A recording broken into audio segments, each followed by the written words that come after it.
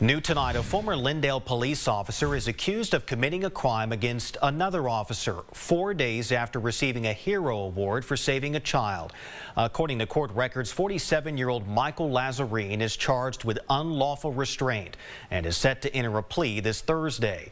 A criminal complaint claims he intentionally or knowingly by force or intimidation restrained an officer by restricting the officer's movements by confining them.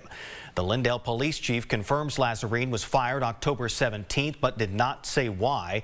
Back in September, Lazarine was recognized for saving the life of a child who was choking at the Taco Bell in Lindale.